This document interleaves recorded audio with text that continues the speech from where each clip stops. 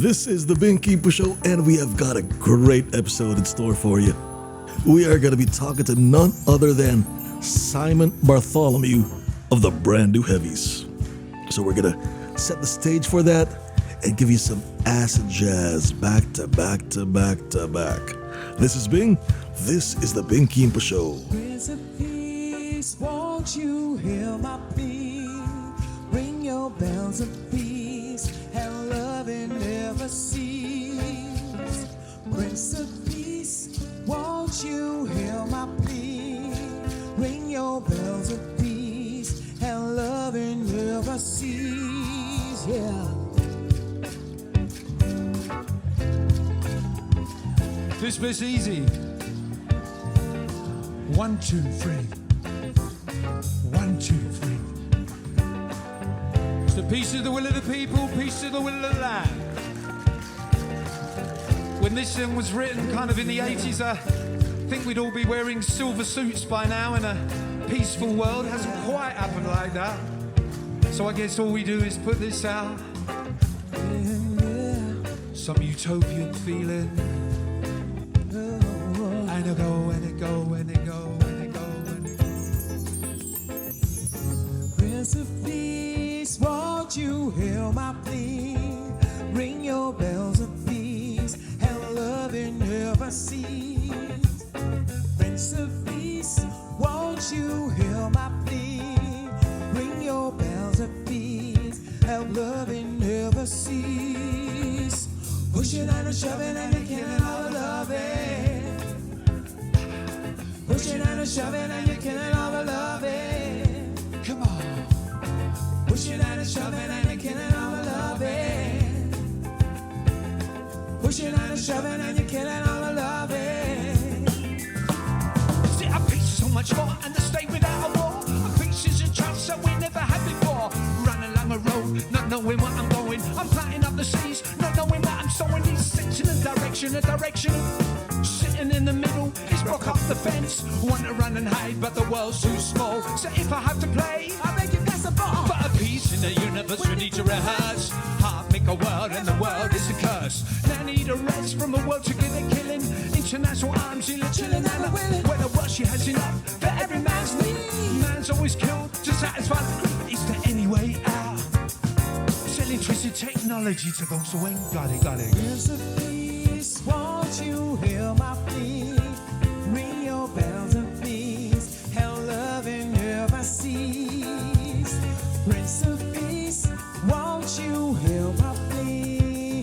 Ring your bells of peace, and love it never cease. Oh, see the earth is the power now, but a solid peace. Respect and understanding, see the warring can't cease. Hatred, silence, noise, and violence. Peace another way, mother misleading kindness. Peace is the way that we're gonna survive. The choice is now. The leaders and the answers are just so confused. Rapping in a rhythm, but the rhythm's being used. Don't even amplify, get a little higher. Become an old producer now, instead of just a liar. When I call a grand nation, meeting other people. If you don't job, then we're gonna see a thought range answer and make a compilation. It's a universal level and it's used for this occasion. You say we're dreamer, I'd rather have a dream. Whoa, Prince of Peace, won't you hear my plea? Ring your bells of peace, and love it never cease. Yeah, Prince of Peace, won't you hear my plea? Ring your bells of peace, and love it never cease.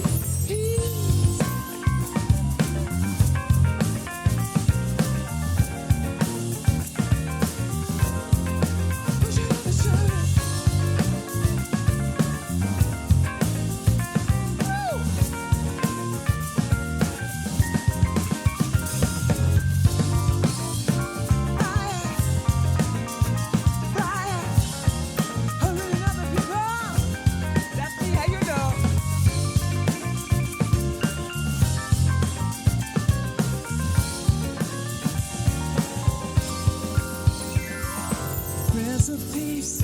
Won't you hear my plea? Ring your bells of peace, how love it never cease. Prince of Peace, won't you hear my plea? Ring your bells of peace, how love it seas. Yeah, pushing and shoving and getting all loving. Pushing and a shoving. Sing up, sing up, sing up loud. Pushing and a shoving and getting all loving. Oh, pushing and a shoving. Pushing and a shoving and getting all loving. Hey, yeah, pushing and a shoving and oh, pushing and a shoving. Hey, getting all the loving. Oh, you're pushing and you're pushing. Come on. It's been 25 years. Oh, And at the getting all back. the loving. Pushing and Oh, here comes. Ooh, pushing la. and a shoving. Oh, it's louder than the Champions Getting all the League. loving. Yes, Village Pushing and a Underground. pushing. Oh.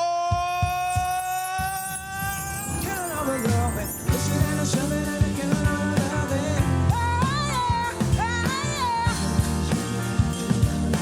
Wow, yeah, yeah. Pushing and shoving and killing all the loving. Ooh, getting all the loving.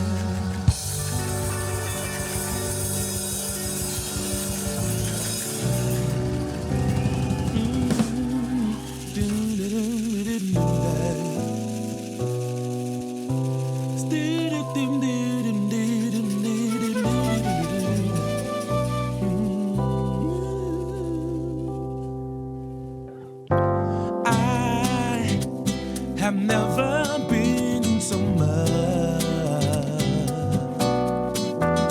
in love before. What a difference her true love made in my life. So nice and so right. Lovers come and the lovers go. That's what the people say. Don't they know? Love affair when you love me. Hold me and say you care. 'Cause what we have is much more than they can see. 'Cause what we have is much more than they can see. 'Cause what we have is much more than they can see. Oh,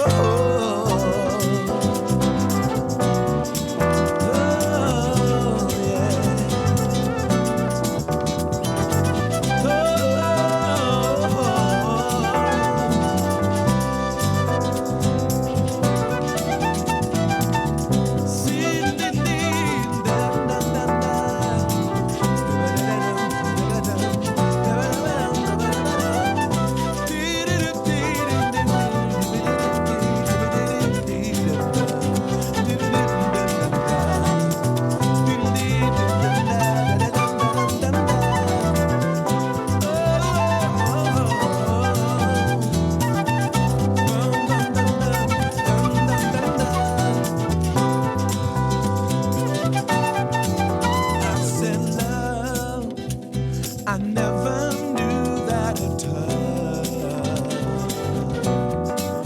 could mean so much. What a difference! And when we walk hand in hand,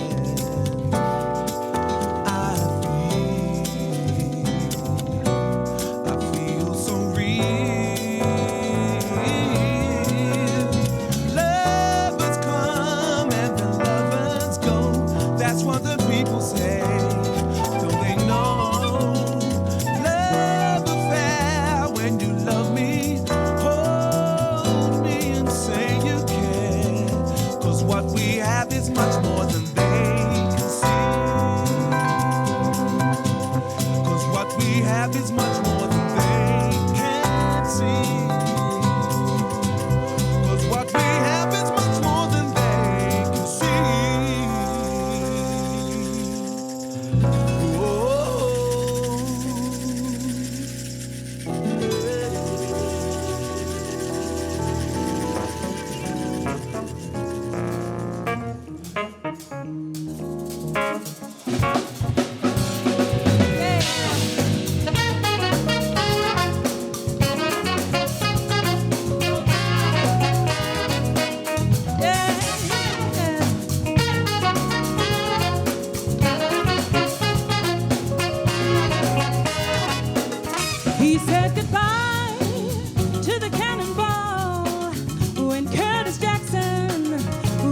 to crawl. He had a photo of a Gran Torino from Ohio on the wall. See, he got deeper into the sound when the big debate was Watergate. Marlena and Roberta made him feel like making love. He remembers the boogie brought down the house, the DJs turned it out. 1975, his surrender was total and complete, down to his dancing feet, and he gave it up for love. He remembers the boogie brought down the house, the DJs turned it out. 1975, his surrender was total and complete, total and complete. Down to his dancing feet, hey, he gave it up for love. What did he do? Come on, come on. He gave it up for love. Hey, he gave it up for love. He gave it up for love.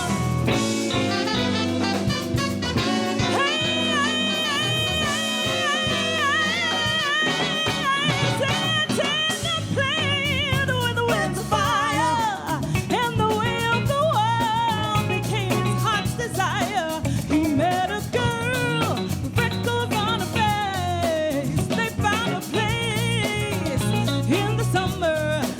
It was a time of space and rhapsody. His hair was long, God knows the sound was funky. Herbie and Stevie held the keys to his fantasies. He remembered the boogie brought down the house, and the DJs turned it up. What year was it? 1975. 1975. His surrender, total and complete, down to his dancing feet, and he gave it up for love. It wasn't gravity that kept him there. Oh, but the music and the magic in the air. Sweet, sweet music. Oh, it wasn't gravity that kept him there. No. Oh, but the music and the magic in the air.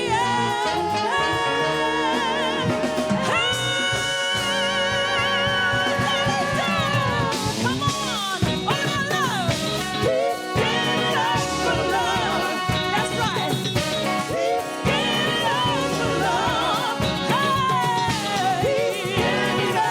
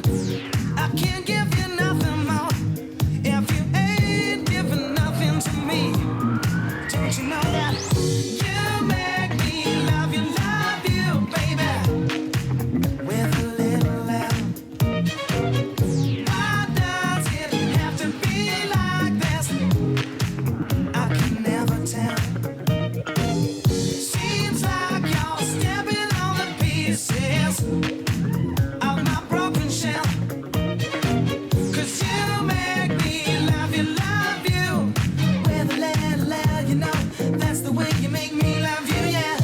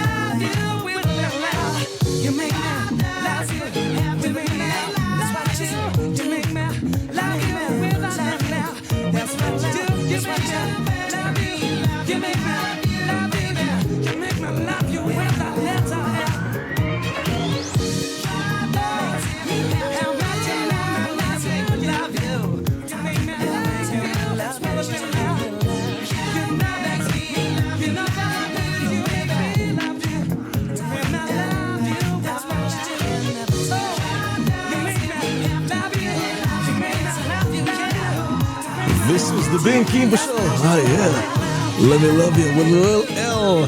JK Jamiroquai. What a trip back through time. Yeah. All right, so we heard earlier, we gave you some, Jamiroquai. Before this, we had Incognito with a great Joy Rose on vocals there. Before this, Javier Barnett and the James Taylor Quartet, Love Ballad.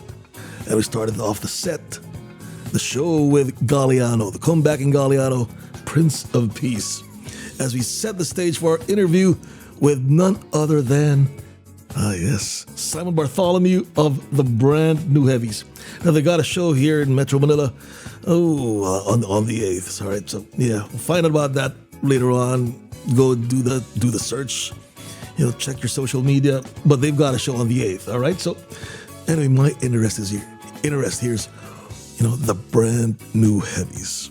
Why they're here, and hey man, I haven't talked to them at all, so first time, all right? So we're gonna give you a bit just into why are we doing this. Here is Simon Bartholomew. We're celebrating 30 years of our second album, which was called Brother Sister. So we've been doing a UK tour, playing the whole album from the beginning to the end. As it was re-released on a beautiful vinyl and everything like that, we thought that'd be a good idea, to do that and do the whole record, and then a few essential numbers at the end.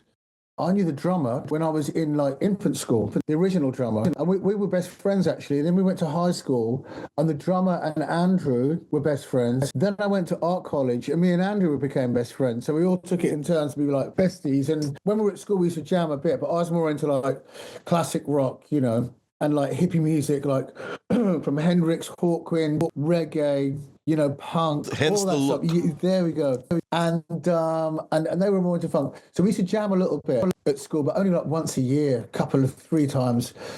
Anyway, we hit art college, and we go to this little club called the Cat in the Hat, and they're playing all this funk music. And we started jamming more, playing funk, and we actually made a cassette of what we were doing, of 3 songs, and they played one of the songs in this club.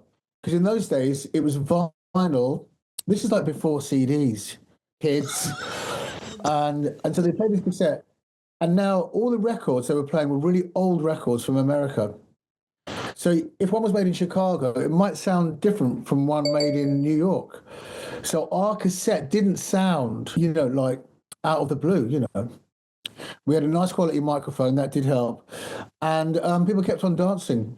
So then the guys who were DJing there started coming around to the drummer's house on Sundays, and we got some songs together, and we did a gig at their club, and that was the beginning of it all. And this is the beginning of London, where you had a few clubs playing. There was only one club playing funk. It was called Rare Groove. Around what year was this, Simon? This is like the late 80s. It was Okay. like 86, 87. All right. But around, so 88, or I think, we put out our first record. And then Acid House came out. It was an amazing time for music and bands. And because we have the internet now, people are releasing on the internet, and it's a different thing. But all those bands, like we in London, we were growing up with, like, there'd been punk, and then there was like Lovers Rock, there was like Brit Funk, like High Tension and bands like that. And then there was like the new romantic scene and the electro.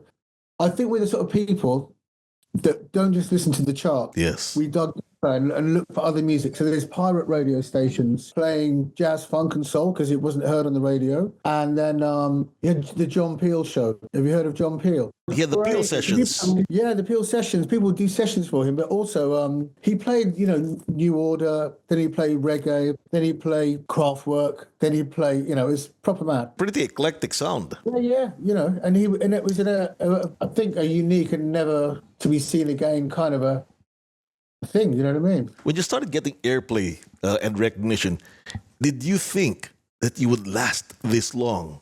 I think when it's happening to you, like because it all happened in, we made a record in London, and because Acid House came out, the two guys, Eddie Pillar and Giles Peterson, started a record label called Acid Jazz as a joke against Acid House, right? Because it was more like old music and not like, it was like instruments and everything. And I was actually quite right because I just got into funk and everything, and I thought, oh no, there's no guitars in this music. I like, this is it for me. It's all the guitar's gone from like dance music. Yeah, they started that label, and we put the record out on that label because no major labels would go near it. We did try. Yeah. We even tried London Records, so we ended up on, and the legend is that they threw our cassette in the bin. Anyway, so we've got this record out, and it's like very niche. And then a label in America called Delicious Vinyl, who just had a big hit with Tone Loc, the funky Gold Medina. Oh, yes. Oh, yes. When she did the wild thing. So they made a bit of dough, and somehow one of the dudes there, Paul Moshe, heard our record, got in touch. Now, that first record had an English singer on it, but she left the band. And they had India ready to make a solo album. And they said, well, you guys should get together and re-sing the songs. And we added a song, Never Stop, to the album, which got to number 3 in America. Yes. And then because we had that success in America, the English labels were like, oh, hold on a second, we better get on this. In the meantime, there's this club scene growing. There's like warehouse parties and people finding, in East London, you could find an old building and take it over for the night. It was like crazy like that. It was like the Wild West. And so this scene is growing. There's a bit of hip hop, a little bit of, but it's sort of before house really was like really sort of massive. All the raves were illegal raves, and the police were getting really heavy on the raves and shutting them down. And they made a law that you can't have more than 5 people in your front room listening to repetitive beats. This is real. And they can come in your house. Repetitive beats. That's what gets me. That's how they label it, because they're like repetitive beat, very English sort of repetitive beats. That's how they defined mainly house music and stuff. So this scene's all growing. So like London Records are like, well, this funky stuff's coming up, and now hip hop is being born. So all the hip hop guys are looking for old records to sample, and we're looking to old records to like get influence from and dance to and everything. Wow. There's a sort of a kind of a parallel there, And in fact, we did make a hip hop record in the end. From England's the brand new Heavies.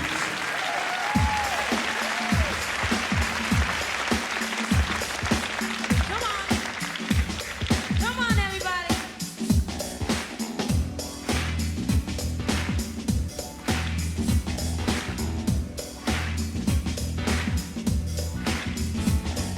Never stop, never give it up.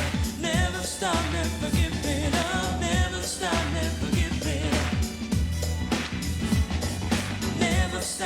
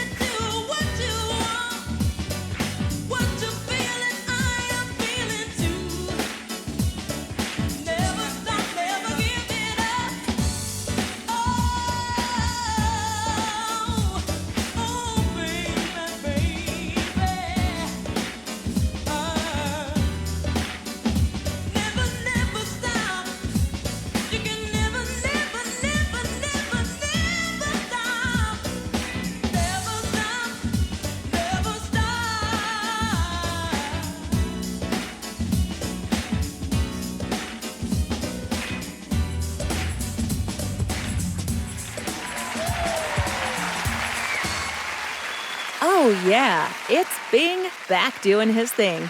This is the Bing Kimpo Show all over again. Brand New Heavies is almost synonymous to acid jazz, and that was, as you explained earlier, that was a label name.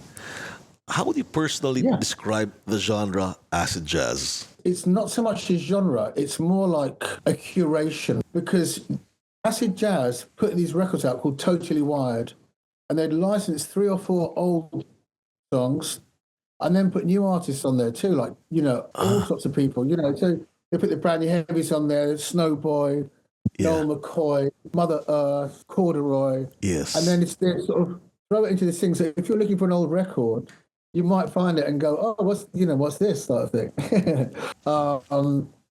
And it's more less of an actual sound. Like if you could say ska is a sound. Yeah, But- yeah.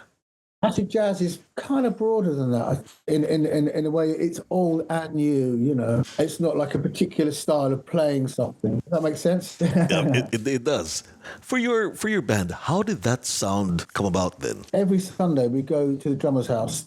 You always go to the drummer's house because He's got they the can't most go to gear. the and they need to have very, very understanding parents.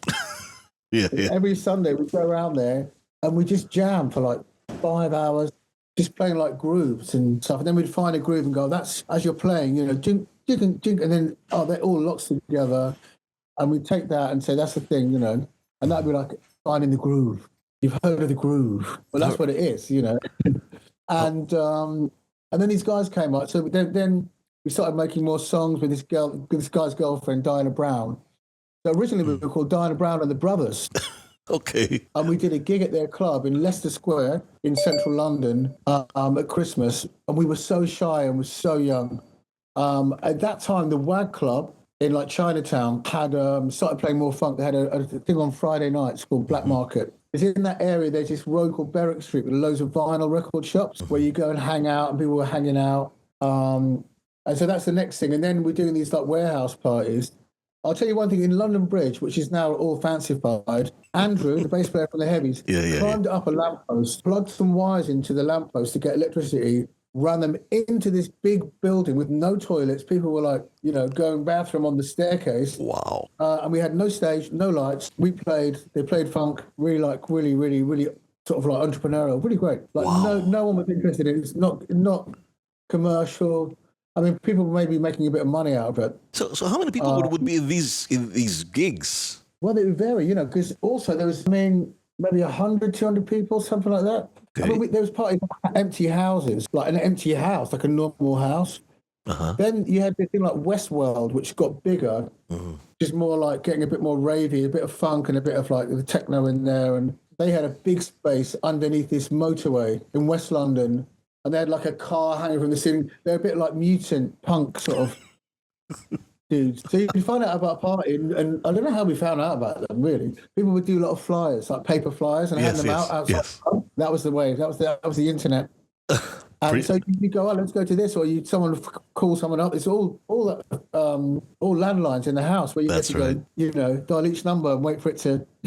Do you wait for your turn to play? So I presume that there are many bands in these parties. There was Dingwalls, and we were the only band, really. There was the James Taylor Quartet.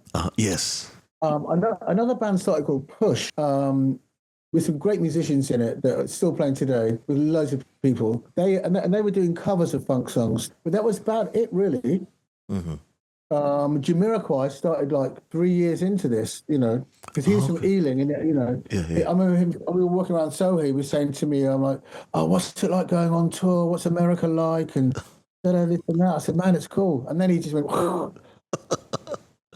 All right. But in fact, his first record was on acid jazz because no one would go near anything like that. So he made one song on acid jazz, and then they saw that the Brand New Heavies in this world and this club scene was happening. Like the record companies, and then like, there's money there, we can sell this, Probably there were more songs that I sort of identified with growing up.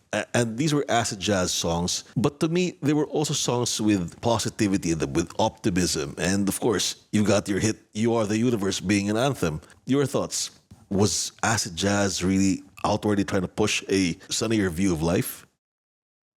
I think everyone was so young and wanted to go out and the nice thing about the club scene, because it was just, you just met loads of people, like, not like friends, but you see the same people everywhere.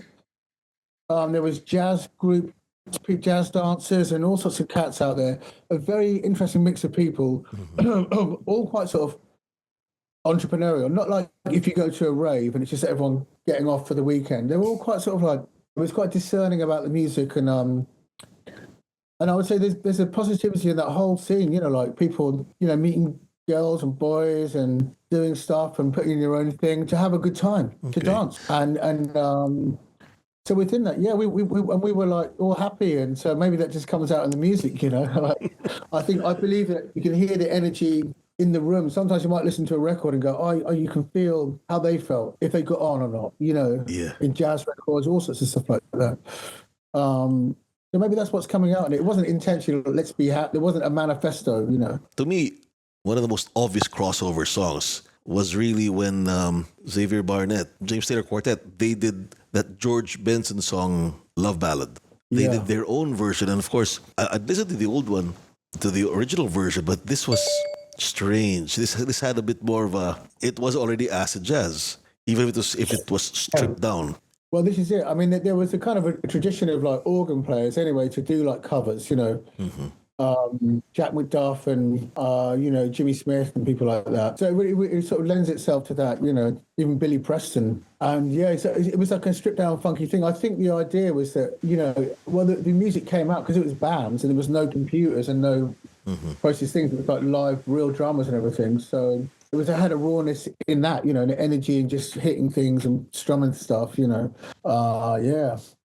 Speaking of stripped down, one of your other hits was which was a remake, was Midnight at the Oasis, and people think that's brand new Heavies. A lot of people think, especially the younger ones who came of age musically with you guys, think that was originally yours.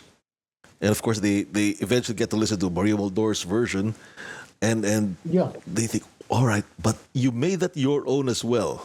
Well, yeah, very much so. I think the whole thing about acid jazz is that when you got into the brand new Heavies, for example, then you might discover like Herbie Hancock. You might start digging in crates, you know, to find other musics, and I think that's a beautiful thing about it, because in a way it was the London scene that, you know, found all these old records and got them back out in onto the decks and played again, because they were like left behind. I'll tell you a thing. When the scene first started and people were playing funk, there was a number of DJs doing this. Carl Cox even, yes. And people would go to America. This is one story. This is an amazing story. And they find that there's thousands of radio stations in America. They're all called WBLX or something like that, you know. And they would say, can we look around in your record collection in your like basement? And they found this record. There's like 5 copies from a local band that probably got played once, maybe. And they're like, can we buy these off you? So that would have been lost forever, probably thrown out eventually. And all the DJs, if they had something really rare, they would actually cut out a piece of paper and put it on the record so the other DJs couldn't come and see what it was.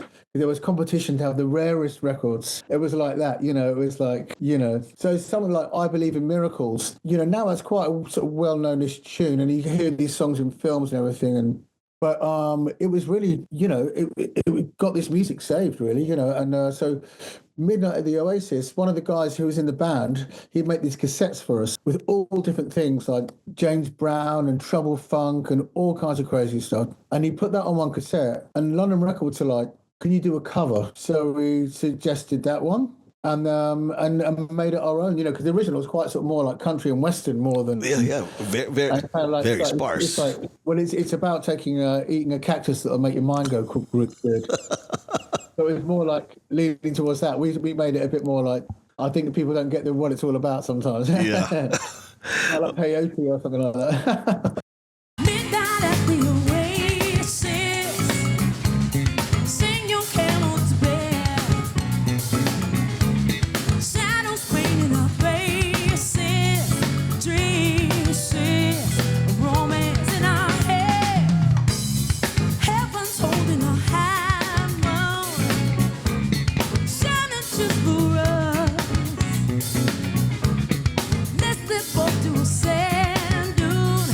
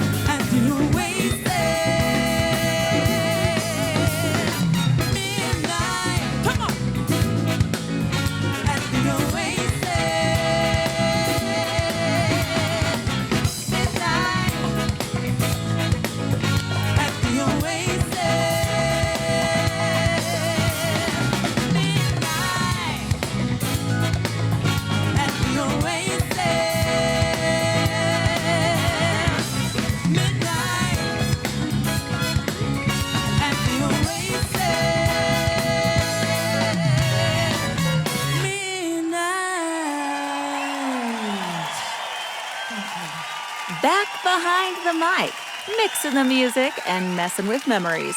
It's Bing. This is the Bing Kimpo Show. You're obviously lumped in there alongside Incognito and as you mentioned, Jamiroquai.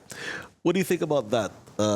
And how do you all come to be part of that musical moment and movement? I guess, first of all, are you guys friends? Do you know each other? Incognito were another contemporary band, actually. I forgot to mention them. And Bluey had been in Light of the World, which was a Brit funk band from earlier. But that was a different sort of scene. It was a sort of fasty music. It was part of this soul scene, you know.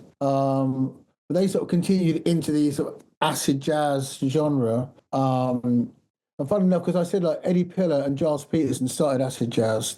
But then it got so big that that Giles Peterson, when he left, they split up because they had probably musical differences, possibly in their taste. And he started Talking Loud Records, which is Galliano, I think Omar for a period, possibly, and some other bits and pieces. And that's that. This is like what the major labels had. Our first record was actually on Chrysalis, but because they didn't really want to be associated with like black music and dance music. Chrysalis was the Spandau Ballet label. Yeah, and Blondie and stuff. Yeah. But with this new dance music thing, they were a bit unsure about it. So they started subsidiary labels. So they started the Chrysalis started Cool Tempo, and Talking Loud was a subsidiary of another big major label that I can't think right now. They were like opposite London in this big glass building, major label. But they wanted to sort of slightly disassociate from this scene because they weren't kind of sure about it. And, because eventually Jamiroquai got signed to Sony from Acid Jazz, which is crazy. Now, that deal was done. So they were trying to, like, send all this paperwork in to Eddie Pillar, who's, like, a bit of a wild maverick guy who signed all these bands that no one would go near. So he works differently, thinks differently. And they could not get him to hand over to Jamiroquai. So eventually they went out they took him for a drink in a pub, and they did the deal on a napkin. Because he didn't work like, here's a letter from the lawyer. He's like, fuck that, I don't get that. It's not my world, But sitting in a pub, he would sort of like deal with it. And, that's quite, I like that little, that's the sort of nuance of this scene. It was independent. It was completely driven by people who like the music without any sort of like corporateness for a period, which is kind of cool.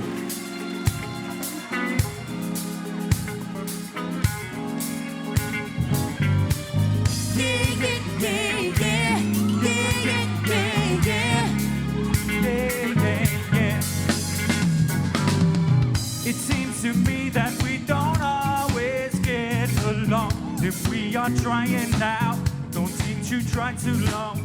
Watching your neighbor seems to fail you with the law. Just cause he's different now, don't mean he means you harm. City living got us open up inside. When we have problems, see, we all just run and hide. Try to discover why we are feeling this way. Let's let love have a say. I know you need it. Brother said you need it. Sister says she needs it. We are gonna need it someday. We seem to lose our way. Somehow run left astray. That's what I'm meant to say. Gotta get back to love. I know you need it. Brother said you need it. Sister said she needs it. We are gonna need it someday. We seem to lose our way. Somehow got left astray. That's what I'm meant to say. Gotta get back to it now. Trouble started when we don't communicate. We build our future now, or we conceal our fate. Wasted energy on promises we break. We've wasted chances now, but still it ain't too late. Oh! There breaks a common goal. We must all realize it's time to make a change in how we live our lives. Time to discover why we are feeling this way. Yeah, let's let love have its day. I know you need it. Brother said he needs it. Sister said she needs it. We are gonna need it someday. We seem to lose our way. Somehow got left astray. That's why I'm here to say. Gotta get back to love. I know you need it. Brother said he needs it. Sister said she needs it.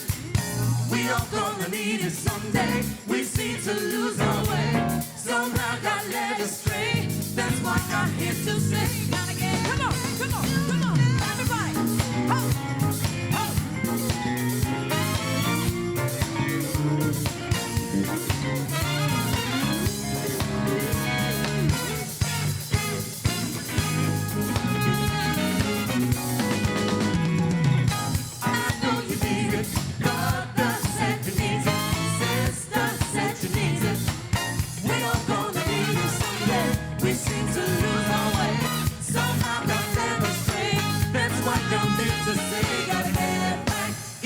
to.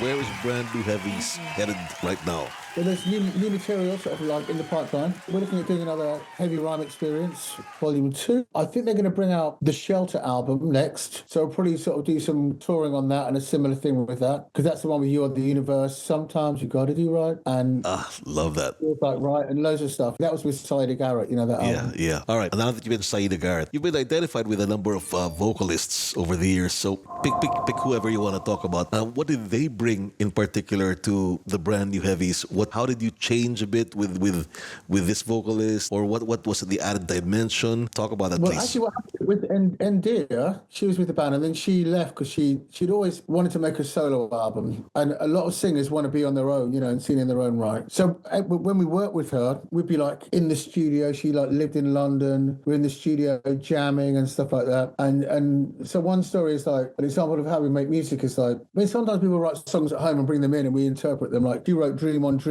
with Dallas Austin, who just produced Boys to Men, who was like 19 or something. And her version was completely different from our sound, so we put our sound in that. And then I was just mucking about. Everyone was in the control room and I was in the live room, and I put a bass around my neck, bass guitar, and my guitar, and I went doom, doom, fake, and then I was just messing about, and the guys ran in, hey, what's that? That sounds wicked. I was like, oh, I'm just mucking about, forget about it. And they were like, no, keep playing that. Gave Andy the bass, doom, and we wrote Fake in like an hour, because we were just hanging out and just like come in and we wrote the words and you know, some changes in it and arranged it kind of thing, you know. And so we were just like eating together, hanging together, laughing together, joking around a lot of silly voices and mucking about. And so that was with her. And then she left, and so our management, we had management at the time, were like, well, you should carry on writing stuff until we find a singer. So we're ready. When the singer comes, we can plug that in. So Saida Garrett was in town, and we started writing with her, and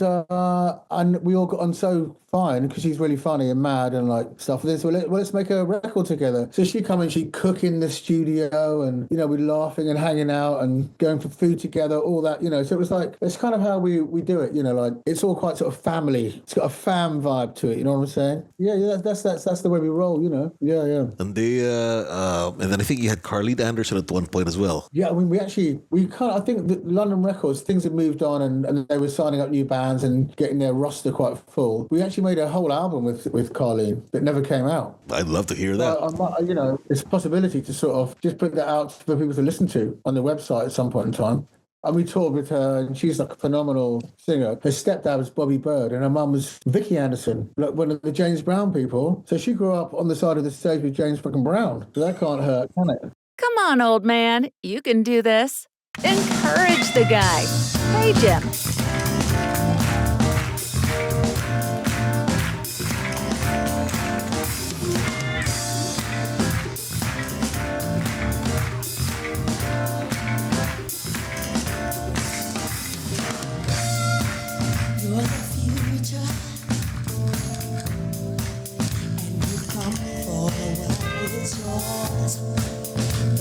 Treasure, walk behind the hidden doors, and the promise of a day that's shining through. Only a dreamer, and I thought this kind of you. Yeah. You're a driver, not a passenger in life, and when you're ready, you won't have to drive us. You are the universe, and there ain't nothing you can do. If you conceive it, you can achieve it. That's why I believe in you. Yes, I do. You're a winner. So do what you came here for.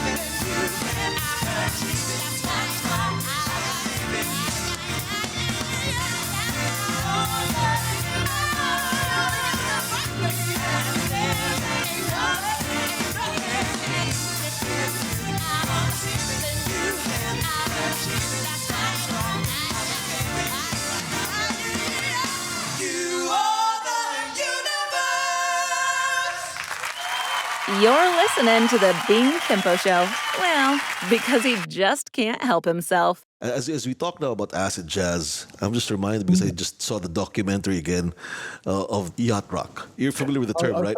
Yacht rock. Yeah, have you seen it? Have you seen the comedy about that? Yeah, yeah. I saw the comedy. I saw the documentary. I I saw. haven't seen the documentary. Yeah, yeah, is it good?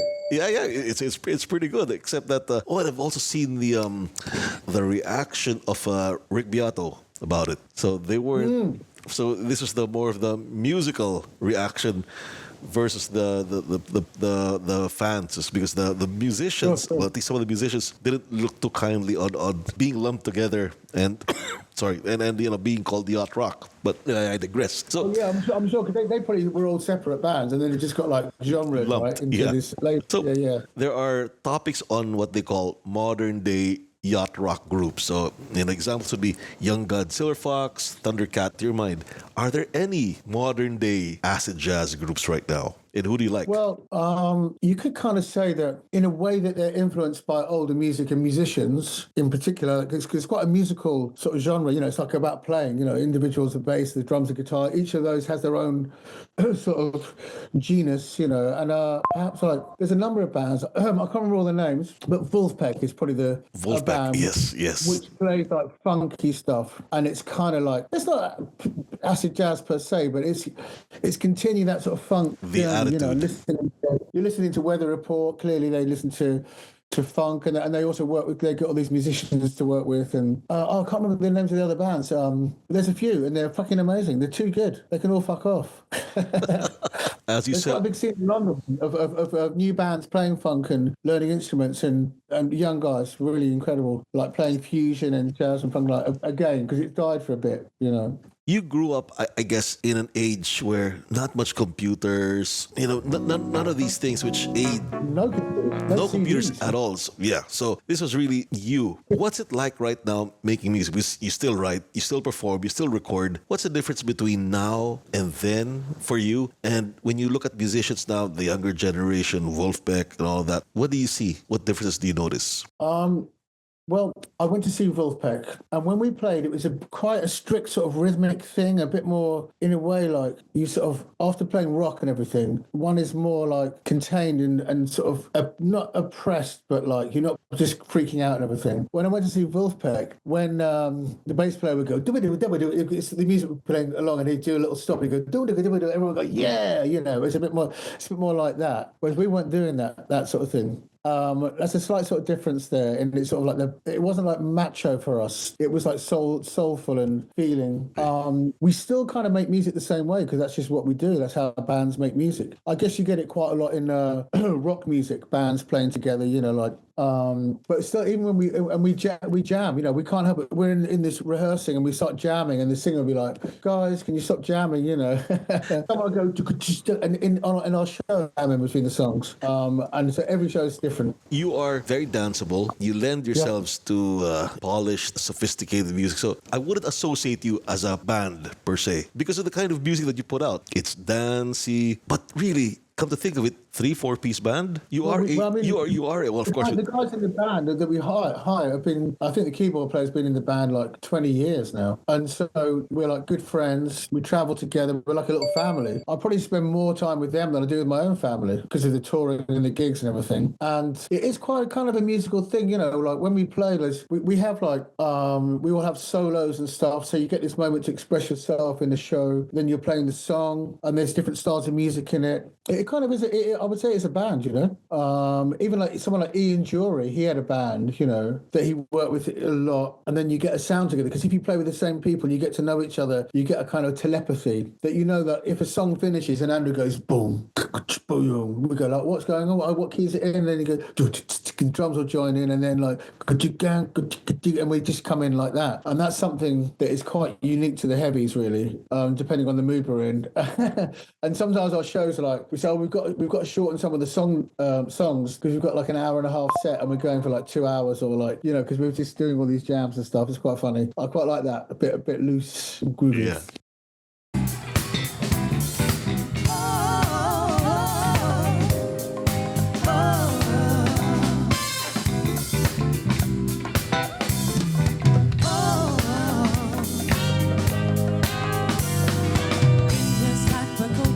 some hard times, and we see who knows what the day won't bring. We learn to survive, 'cause that's the only way. It's kinda nice to talk about the good times, like the feeling we all know when summer comes. That's the reason we all know we are as one. Yesterday is over, let's live for today. Good morning to the blue sky, goodbye to the gray. So come into the sunshine, step out of the rain. I know it's a rising and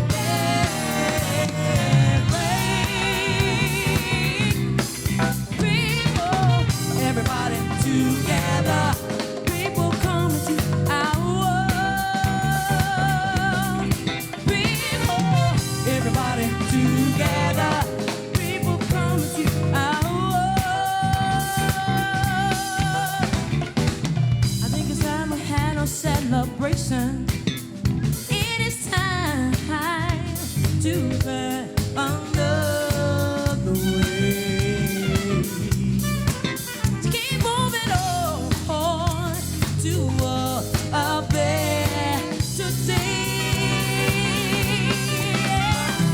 Yesterday is over, let's live for today. Good morning to the blue skies, goodbye to the gray. So come into the sunshine, step out of the rain. I know it's a rising and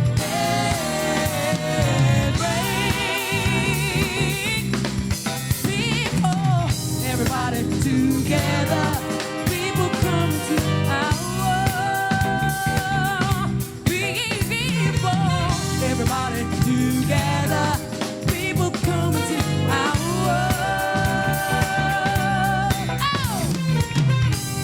Oh, our world. Our world. Oh, people come to our world.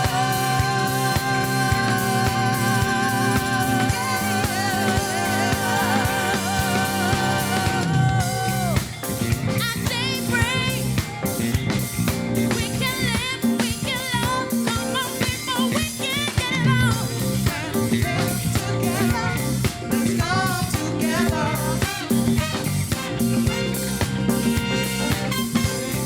Live together, let's go together.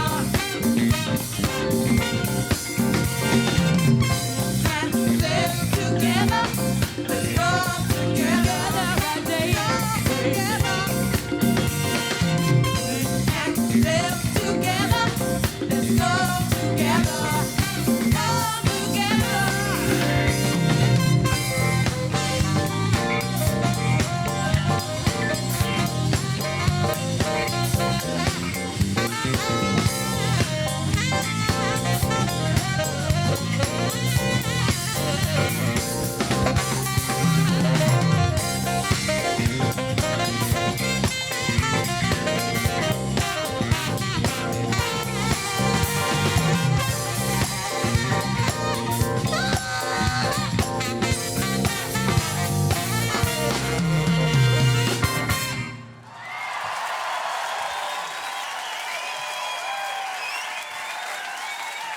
To what do you credit the longevity of acid jazz and brand new heavies as a leading light for it? I'd say that the whole scene, the whole music it comes from is a thing. And then, we came from that world of clubs and being immersed in that. And then we kind of changed it to a bit more like pop music in a way and got in the chart. And obviously we had our heyday, like the early 90s. And that's the point where you get people who listen to the charts who will come to a gig. But our longer term fans, generally, there's still some fans like that, but there are people who like music, who play and stuff like like that. And I guess like the sentiment in the lyrics, as you say, the happy vibe, and you know, some nostalgia for people. And we're doing some really fantastic shows at the moment. People are really enjoying the shows because the band is so hot. Everyone's like fully 100%. When you get a solo, you get a fucking solo. Do you know what I mean? You get a trumpet solo. It's not gonna be like, I can't be bothered. It's just another day. It is right here, right now. You know. So I think that energy in that, the live shows, that reputation, alongside a few other factors, has kept it going. You know. Also, we need to do it because it's our job. We've got kids and stuff like that. We need to put food on the table. But the love of music probably ultimately is the seed, as the kernel to the nut.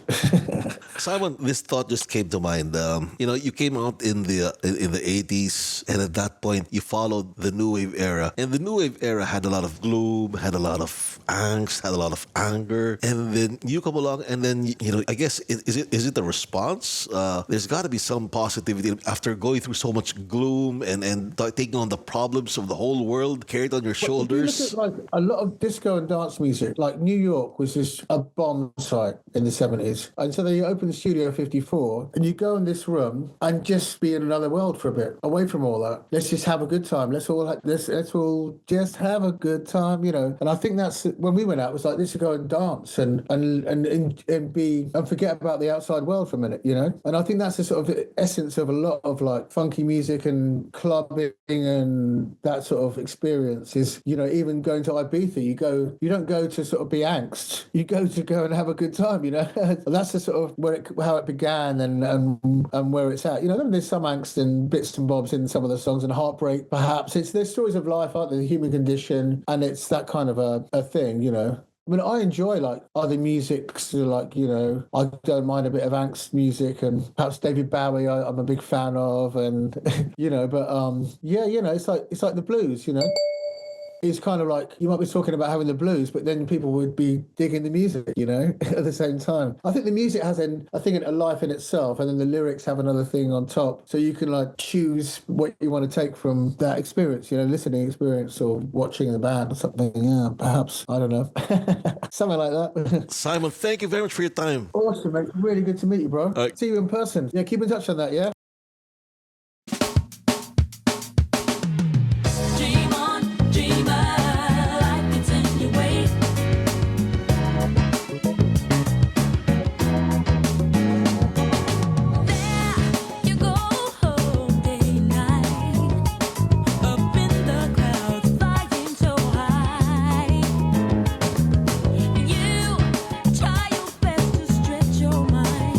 Beyond reality and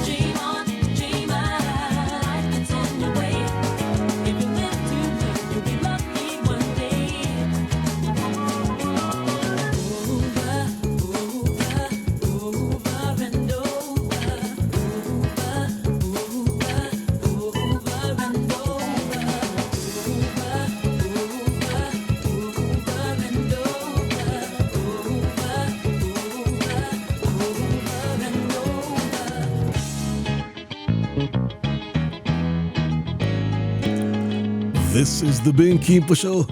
Thank you very much, Simon Bartholomew on guitars there.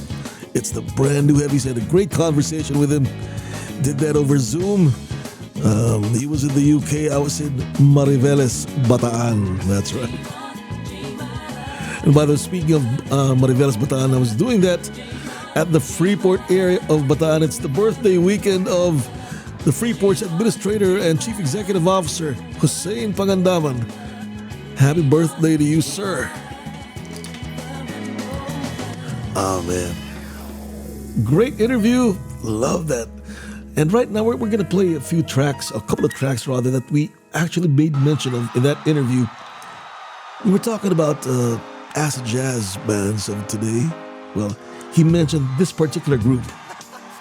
And they've got as guest huge sax player, Dave Cause. This is a super band of the moment. They call themselves Wolfbeck. This is Bing. This is the Bing Keeper Show.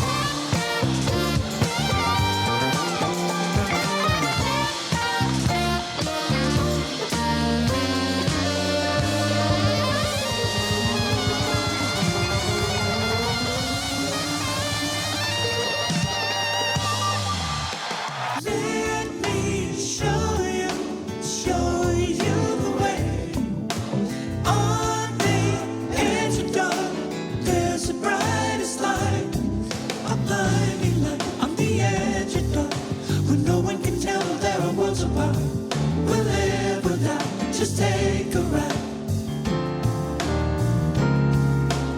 Wake up and dream, tear down the wall. Won't you believe it might not be true? Wake up and dream, babe.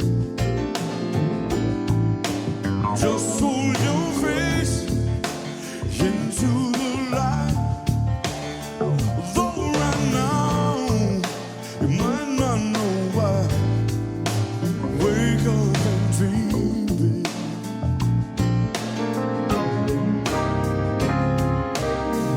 Your heart's been struggling, baby, trying to believe there might be something that you just couldn't see. What if I told you that it's all so easy? Let me show you the way.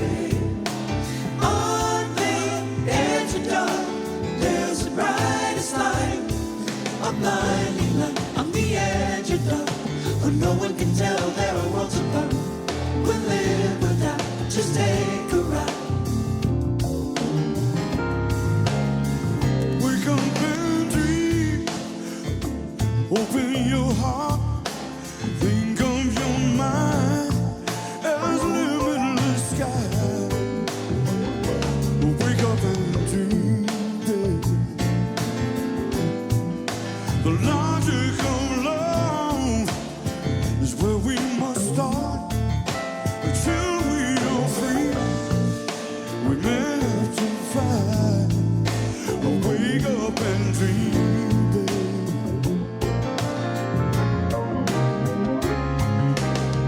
Your heart's been struggling, baby, trying to believe there might be something that you just couldn't see. But what if I told you that it's all so easy? Let me show you the way. On the edge of dark, there's the brightest light. A blinding light on the edge of dark, where no one can tell there are worlds apart. We'll live or die, just take a ride.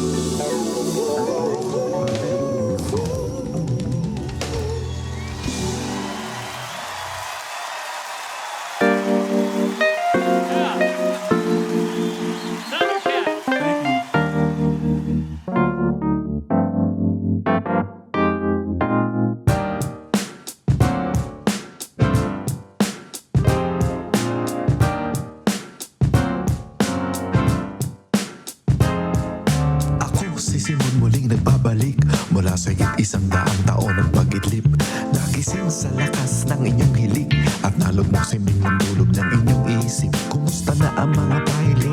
Diyos te salve. Kalaguyod ang mga alkalde, mga naghahari-harian sa kalye. Wala kayong masabi kundi binabali. Bakit meron pandakot sa mga nanakot? Bakit sila ang nagtataas ng bakod? Hawak ka pa din sa leeg, di makamukha ng bibig, habang ang yaman natin ay kinukurakot. Astig, daang-daang taon nang tuloy-tuloy, sa kanila pa din ang papauloy. Sa sariling dagat hindi makalangoy, binabalingoy-ngoy, asa sa abuloy.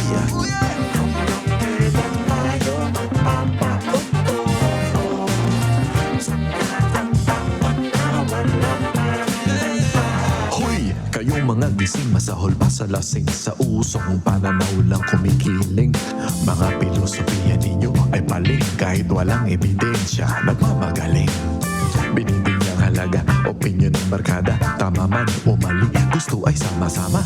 Nagbabangayan pa sa social media ba? Ano na nangyari sa delikadeza? Nag-aaral sa mga tampok na eskwelahan na nagtapos utak ay nalaban na. Di na nakikinig sa mga magulang at sa ideolohiya ay nabubulagan sa emosyonal na udyok. Agad-agad na mundok, nagtaas ng bulok para sa grupong bugok. Humalik sa suntok ng prinsipyong bulok o hinagpis ng magulang pagbawi ng usok.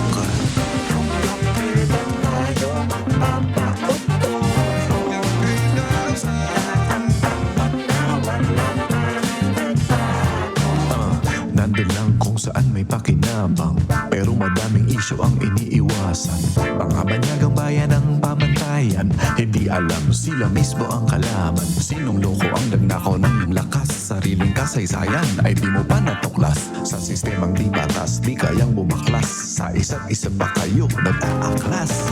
Sa television kayo'y nakatuon, sa lakas ng higop hindi makalingon.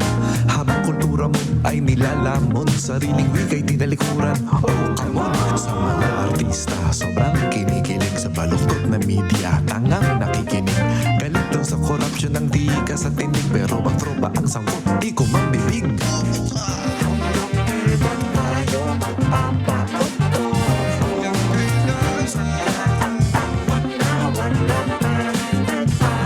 Sa pagkalat ng kasinungalingan ika'y nagagalak. Hindi pa yun sapat, talak ka pa ng talak. Walang pakialam kung may mali o may tumpak. Sa balon ng pagkamuhi, nanunulak. Desididong dumikit sa kung ano ang maginhawa. Kasakiman, katuwagan, lahat ay hawa. Nawala sa kabesa, naun sa mensa na mesa. Tinapon at sinayang lambarang gliserina. Saan kayo tatalon? Saang ilog? Sa piling ng mga duyong sa ulo niyo bumilog. Hirap gumising o kunyari tulog. Lahat ay basag pag tayo'y kinalog. Masarap ba ang leeg ng manok sa iyong tinola? Habang nagdidildil ang lechon si senyora. Diba ikaw ang may-ari ng sinasaka? Pero bakit sila ang nagpapasasa?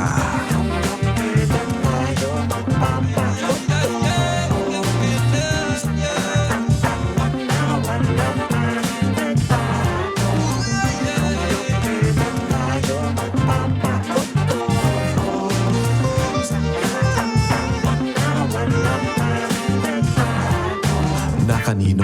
Yaman ni Tiago? Sinong nagtago? Hindi si Basilio? Wala pa rin nagbago, lahat pa din ay gago. Tayo pa din ang talo, sila ang panalo.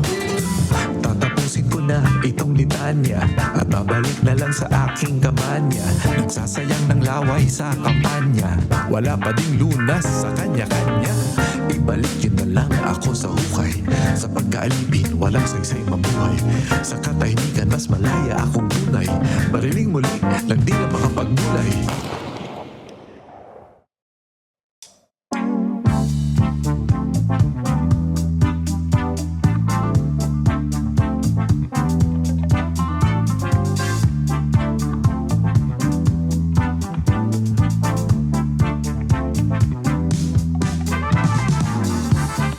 Mataku terus tertuju padamu saat kulihat dirimu tersenyum. Ingin aku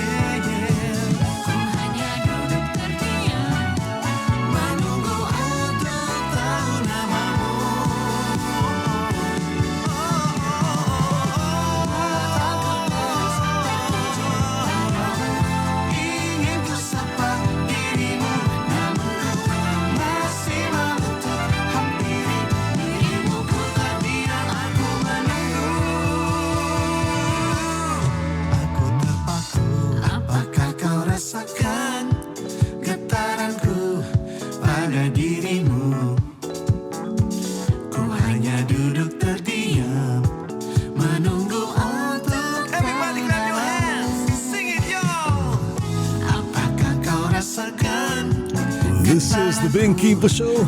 Yeah, we're bringing back the sound of Southeast Asia. That's right, a few cuts coming from the Philippines. And this time, earlier that was the Philippines. You had Dan Hill, Ang Pagbabalik ni Simon. That song really grabs me. The lyrics, listen to the lyrics to that, if you understand Filipino.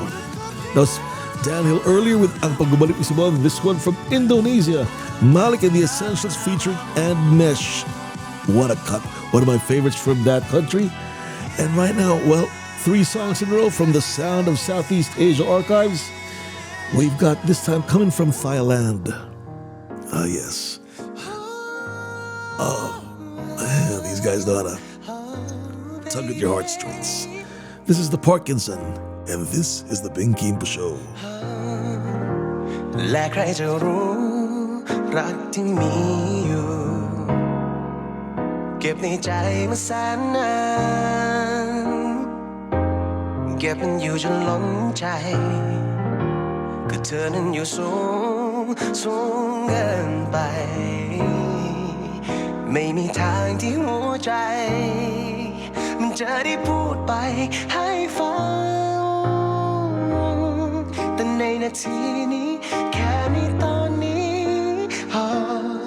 มันเก็บไม่ไหวแล้ว Oh baby ให้เธอได้รู้จะบอกเธอว่ารักหมดไปทั้งหัวใจเธอได้ยินไหมหยุดมันไม่ไหวตั้งแต่แรกเจอทุกครั้งแค่ไม่ได้เห็นแววตาของเธอ Oh baby Oh baby แค่เพียงต้องการให้เธอได้รู้เพื่อมาก็แสนนานครั้งที่เราได้เจอก็มีแต่วันที่สวยงามเมื่อมีเธออยู่ในหัวใจไม่เคยให้ใครรู้รักที่มีให้แต่เชื่อถ้าเธอทั้งหัวใจหมดทั้งข้างในให้เธอและต่อจากวันนี้จากนาทีนี้ไม่อยากจะเก็บแล้ว Oh baby ให้เธอได้รู้จะบอกเธอว่ารักหมดไปทั้งหัวใจเธอได้ยินไหมหยุดมันไม่ไหวตั้งแต่แรกเจอน่าจะครั้งแค่ไม่ได้เห็นแววตาของเธอ Oh baby Oh baby แค่เพียงต้องการให้เธอได้รู้